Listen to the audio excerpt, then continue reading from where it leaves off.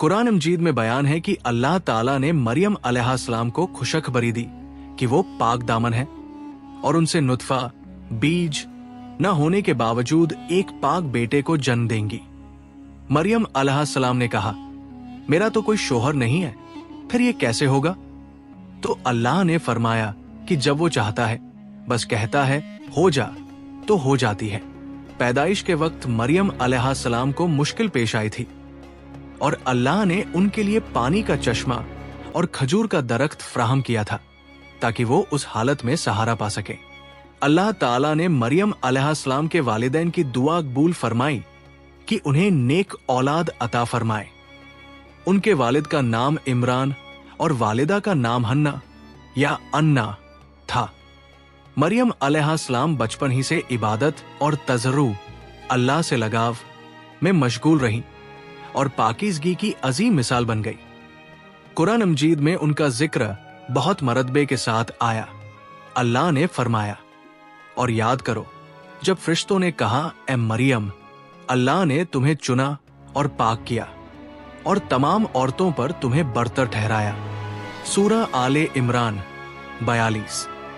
मरियम अलैहिस्सलाम की जिंदगी की एक खास बात यह है कि वो वोहद इकलौती औरत है जिनका नाम कुरान में बतौर सूरह मरियम आया है।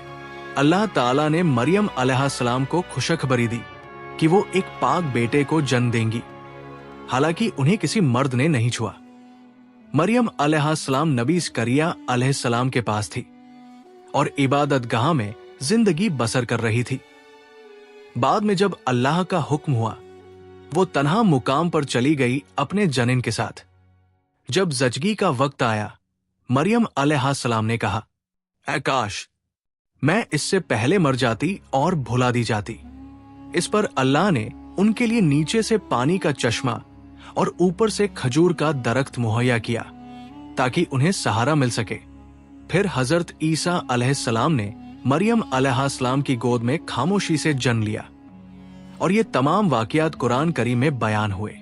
कुरान मजीद में सूरह अन्निसा आयत 157 में आया है, और कहने वाले कहने लगे कि हमने मसीह ईसा इब्न मरियम रसूलुल्लाह को कत्ल कर दिया, हालांकि उन्होंने न तो उन्हें कत्ल किया और न सूली पर चढ़ाया गया, बल्कि उन्हें ऐसा दिखाया गया था।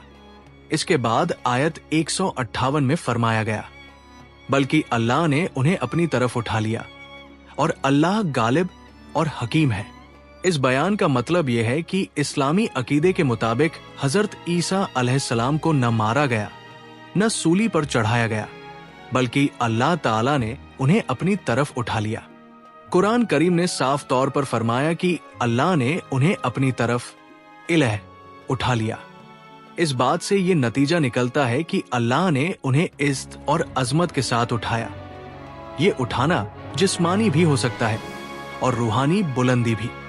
अलग अलग मुफस्सिरीन ने इस पर अलग राय दी है। इस वाक़ये से ये भी सबक मिलता है कि अल्लाह अपने रसूलों को उनकी जिम्मेदारी के बाद निजात देता है और उन्हें हर शर से महफूज रखता है।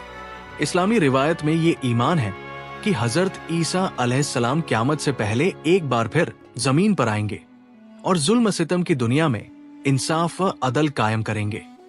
उसके बाद उनकी वफात होगी और अल्लाह ताला की तरफ लौटेंगे।